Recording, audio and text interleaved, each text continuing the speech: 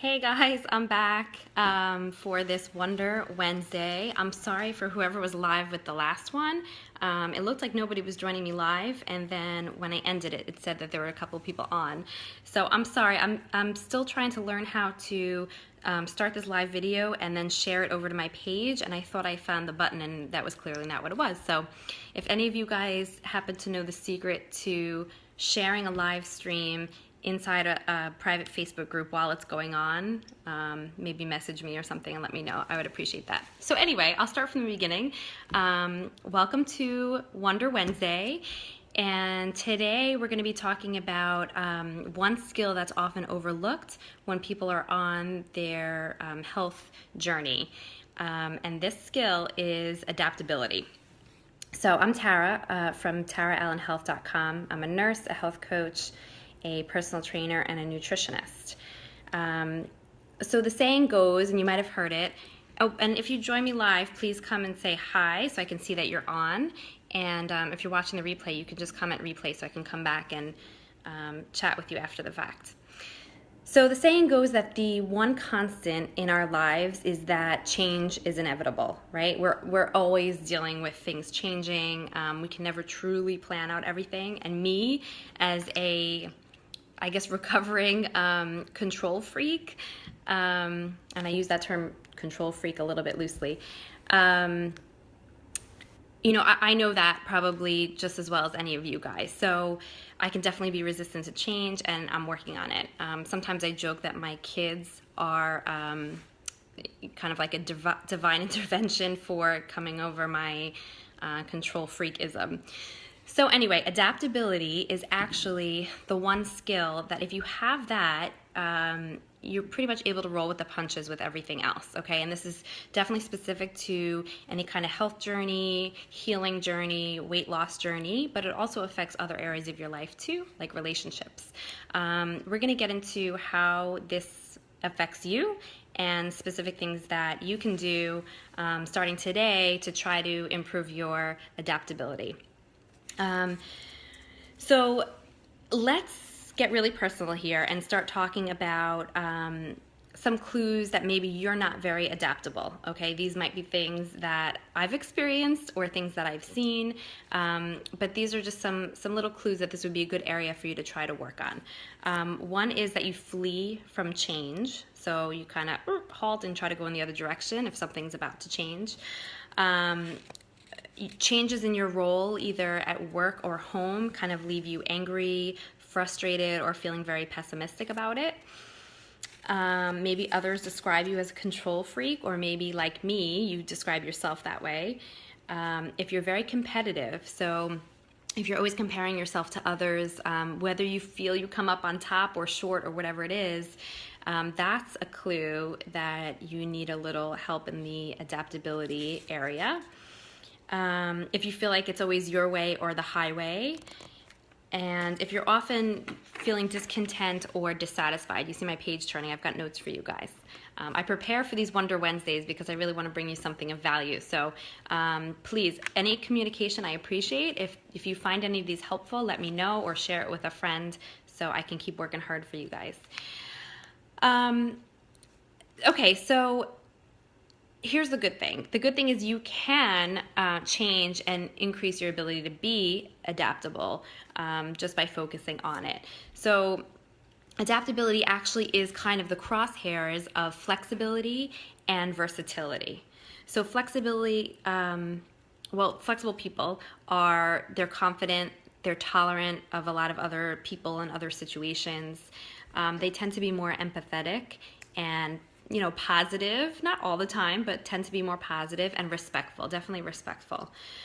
And versatile people, they're typically pretty confident, tolerant, competent, and self-improvers. So these are the people who have this growth mindset. These are the people that feel like they can do better. They don't say, oh, I'm not the type of person to ever be able to do X, Y, Z. They say, oh, what do I have to do to become that person that can reach XYZ goal? So how does this all affect your health? You might be saying, Tara, what the heck does this have to do with your health page? Well, It does, because if you think about the latest goals that you set for yourself, or maybe your New Year's resolutions that you made, or maybe you just committed to starting a meditation practice daily and you downloaded the app and everything and you got 2 days in and you're like, forget this, and you're not doing it anymore.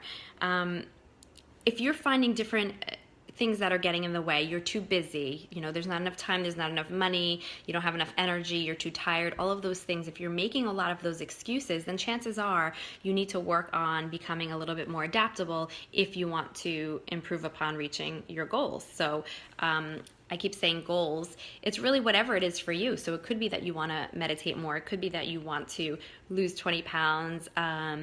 You are having some digestive problems and you're trying to heal those, and you're making dietary changes for that. Whatever it is, if you are more adaptable, you'll be able to reach those goals and still deal with the different changes that roll in. So through improving your adaptability, you'll be able to be more laser focused towards your goals. It becomes almost like a puzzle that you're putting together, like, okay, I'm not reaching them exactly the way that I thought I was going to, but how can I deal with these different pieces instead? All right, so a quick example from something that happened to me the other day. Let's back it up to the night before. It was a weekend night and I went to bed too late. I might have been drinking a glass of wine. Jagger, my 1-year-old, might have been keeping me up all night long. He was.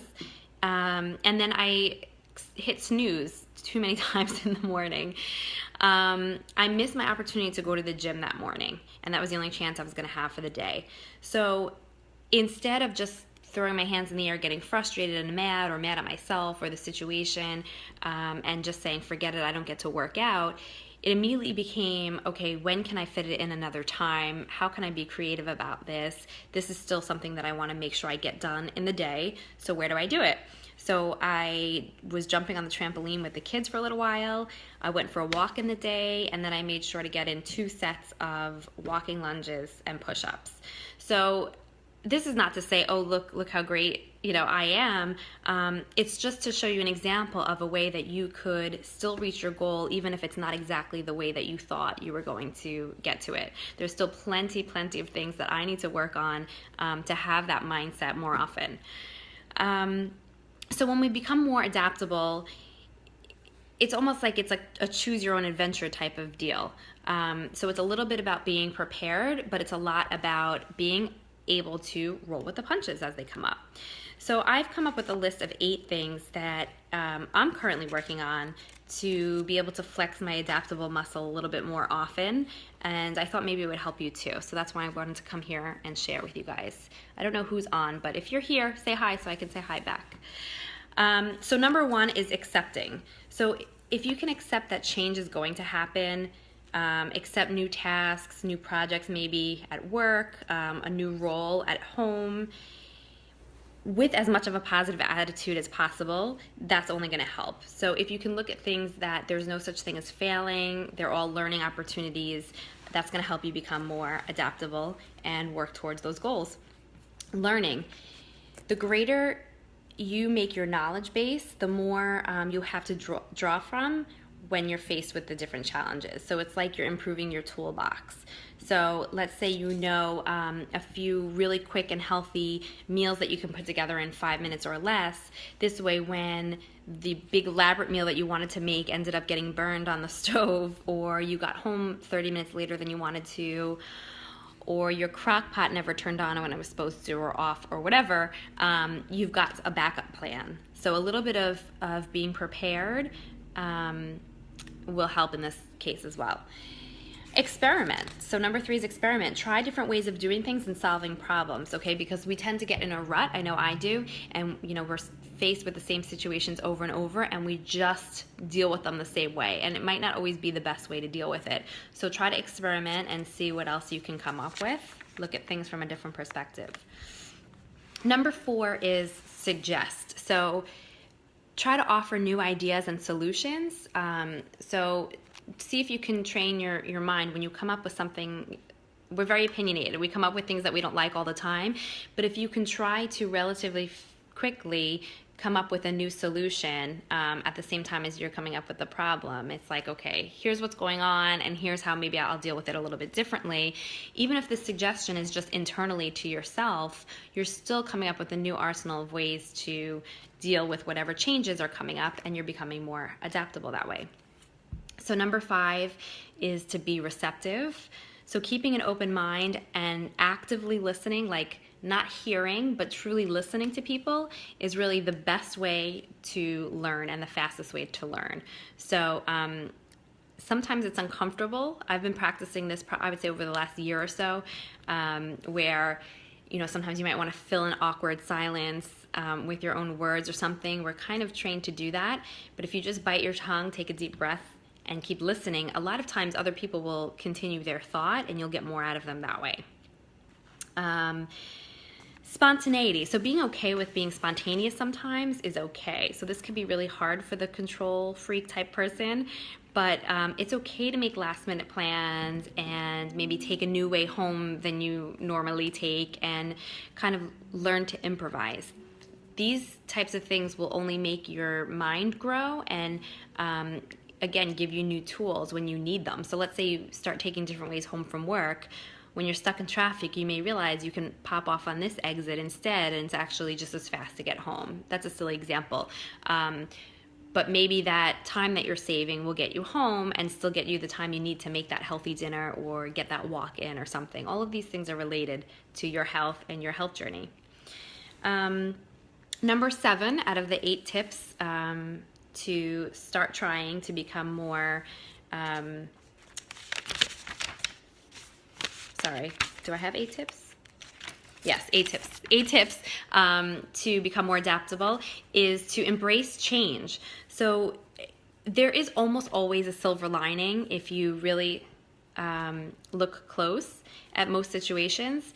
And so that takes some practice, but if you can try to say, okay, what could this be helping me with? You know, maybe that meal got burned that you were all excited about making, but the silver lining is that it gives you a chance to practice making something different. I don't know. It's not all roses and butterflies, I get that, but the more that we can work towards this, the more adaptable you become, the better it is for you in reaching your goals. And my 8th tip is to make a change. So just by altering your schedule, saying no to certain things that aren't really serving you, will allow you a little bit of wiggle room that we all need. We need it for our sanity. We need it to decrease our stress, but also we need it so that we're able to deal with last minute changes and be adaptable. So any of you guys watching that have babies or toddlers, you have probably already learned that they seem to always have to poop within a minute or two when you're leaving the house, right? I certainly, that in my household, that's what happens.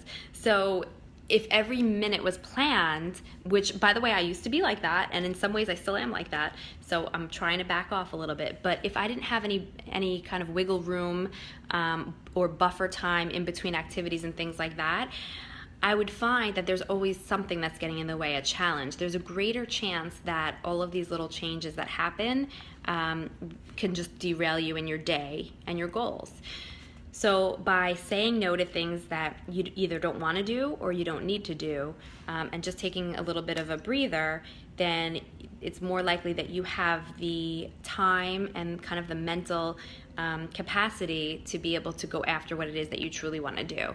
So, you know, if you're just rushing around all day long and you're just stressed all day, maybe your time to work out is 7 p.m. and by 7 p.m. you just want to sit on the couch and drink a glass of wine and watch some Netflix. And I don't blame you because you've had a stressful day.